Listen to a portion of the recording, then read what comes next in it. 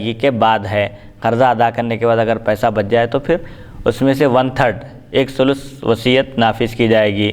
پورے مال کی کیا تو نہیں ہوں گی، باطل ہو جائیں گے وصیت، صرف اس میں سے 1/3 مال کے میں وصیت نافذ کی جائے گی۔ اور حقیقی بھائی وارث ہوں گے، اللہ بھائی وارث نہیں ہوں گے۔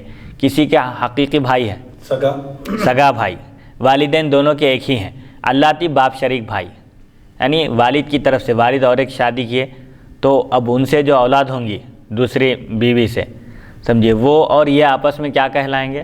اللہ بھائی، یعنی والد دونوں کے ایک ہے، والدہ الگ ہے۔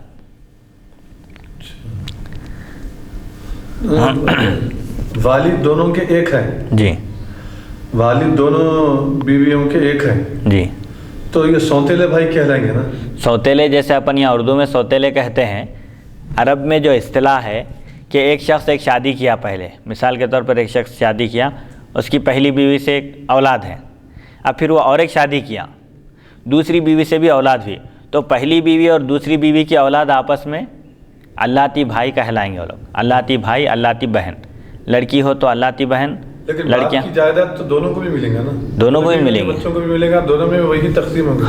ہاں البتہ اگر انہیں ایسی عورت سے شادی کرا جو پہلے سے بیوہ تھی یا طلاق شدہ تھی یا خلا لے چکی تھی اور پہلے کے شوہر کے بھی اس کو بچے ہیں جی، تو اب اس کی جائیداد وہ پہلے کے شوہر کے بچوں کو نہیں ملیں گی؟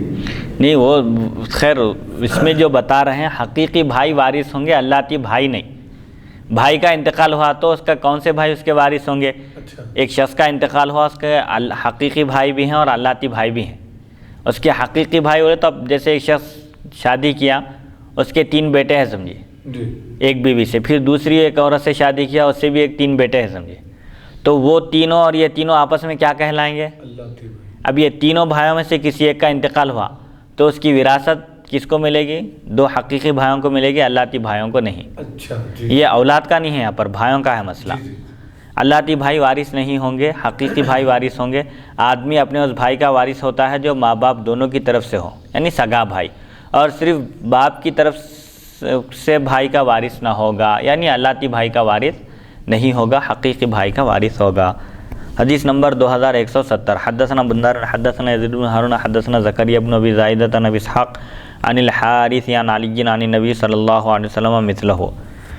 بندار نے بواسطہ یزید بن ہارون، زکریا بن ابی زائدہ، ابو اسحاق، حارث اور حضرت علی رضی اللہ عنہ نبی کرم صلی اللہ علیہ وسلم سے اسی کی مثل روایت کیا۔ حدیث نمبر 2171، حدثنا ابن ابی عمر حدثنا سفیان حدثنا ابو اسحاق عن الحارث عن علی قال قضى رسول اللہ صلی اللہ علیہ وسلم ان اعیان بنی الام یتوارثون دون بنی العلات، هذا حدیث لا نعرفه الا من حدیث ابی اسحاق عن الحارث عن علی، وقد تکلم بعض اہل العلم فی الحادث والعمل على هذا الحدیث عند اہل العلم۔ حضرت علی کرم اللہ وجہہ فرماتے ہیں نبی اکرم صلی اللہ علیہ وسلم نے فیصلہ فرمایا کہ سگے بھائی ایک دوسرے کے وارث ہوں گے، سوتیلے نہیں، اللہ بھائی وارث نہیں ہوں گے حقیقی بھائی کے۔ اس حدیث کو ہمیں ابو اسحاق کی روایت سے پہچانتے ہیں جو بواسطہ حارث حضرت علی رضی اللہ عنہ سے روایت کرتے ہیں۔ بعض علماء نے حارث کے بارے میں گفتگو کی ہے۔ اہل علم کا اس حدیث پر عمل ہے کہ حقیقی بھائی وارث ہوں گے، کسی بھائی کا اگر انتقال ہو تو اس کے حقیقی بھائی وارث ہوں گے، سوتیلے بھائی اس کے وارث نہیں ہوں گے۔ حدیث نمبر 2172، باب میراث البنین مع البنات۔ حدثنا عبد بن حمید حدثنا عبد الرحمن بن سعد حدثنا عمرو بن ابی قیس عن محمد بن منکدر عن جابر بن عبد الله قال جاءني رسول الله صلی اللہ علیہ وسلم يعودني وانا مريض في بني سلمة فقلت يا نبي الله كيف اقسم مالي بين ولدي فلم يرد علي شيئا فنزلت يوصيكم الله في اولادكم للذكر مثل حظ الانثيين الايه، هذا حديث حسن صحيح وقد رواه ابن عيينة وغيره عن محمد بن المنکدر عن جابر۔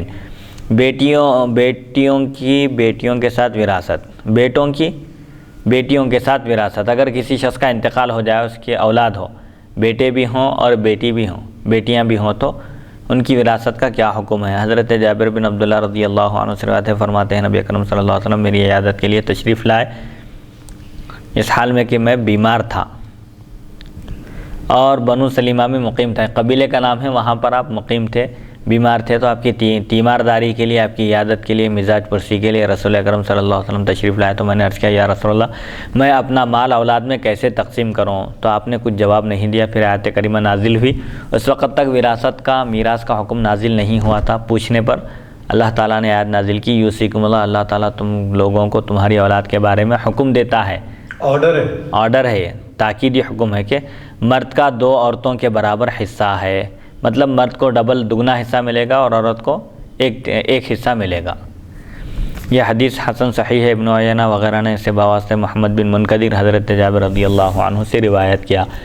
ایک شخص کا انتقال ہو جائے اور اس کی بیٹیاں بھی موجود ہوں اور بیٹے بھی ہوں تو ان کے درمیان جو تقسیم ہوگی، اگر بیوی بھی موجود ہو تو بیوی کو اولاد ہونے کی صورت میں 8واں حصہ ملے گا مال کا، اور اگر اولاد نہ ہو، لا ولد تھا وہ شخص انتقال ہو گیا تو اس کی بیوی کو 4تھائی حصہ ملے گا مال کا، اگر اولاد ہے تو 8واں حصہ ملے گا، 8 حصے کر کے ایک حصہ بیوی کو دیا جائے گا، اور بیٹوں کے درمیان بیٹوں کو 2 حصے ڈبل حصہ ملے گا اور لڑکیوں کو سنگل حصہ ملے گا ایک۔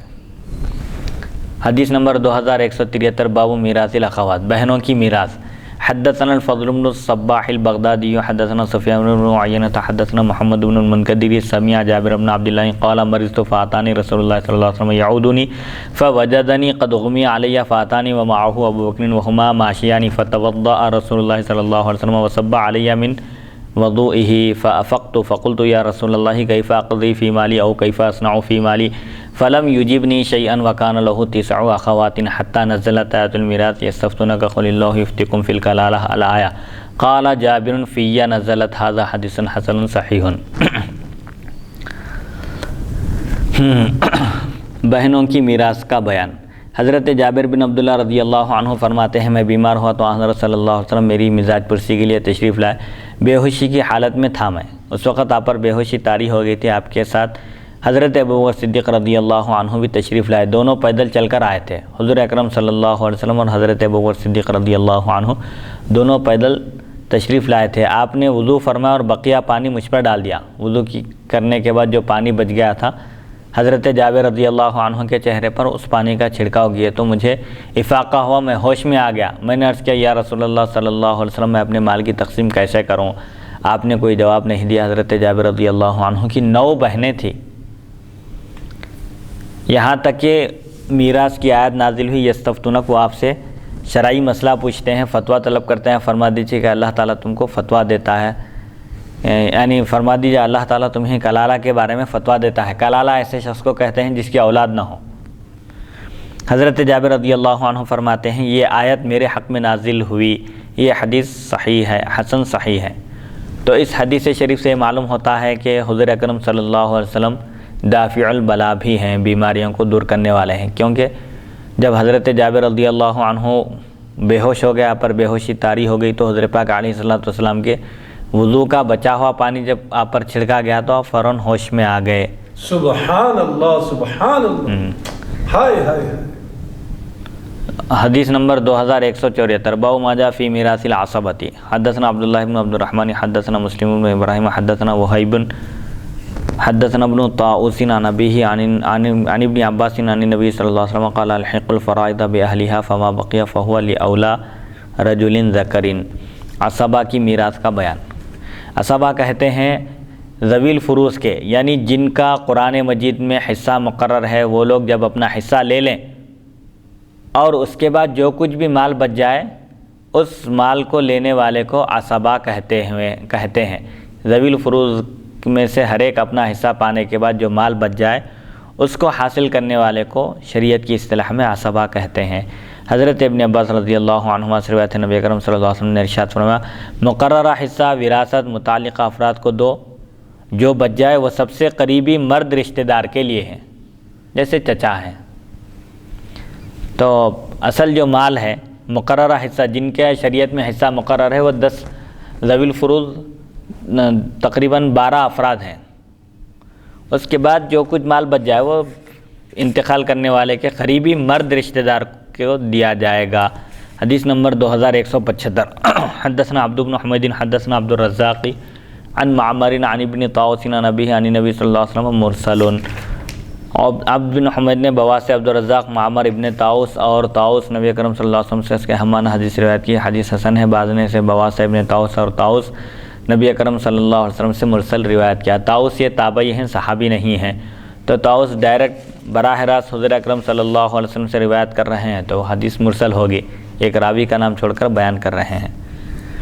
حدیث نمبر 2176 باب ما جاء فی میراث الجد حدثنا الحسن بن عرفة حدثنا يزيد بن هارون عن حمام بن يحيى عن قتادة عن الحسن عن عمران بن حسين قال جاء رجل إلى النبي صلى الله عليه وسلم فقال إن ابني مات فما لي ميراثه فقال لك السدس فلما ولى دعاه فقال لك سدس آخر فلما ولى دعاه قال إن السدس الآخر لك طعمة هذا حديث حسن صحيح وفي الباب عن معقل بن يسار.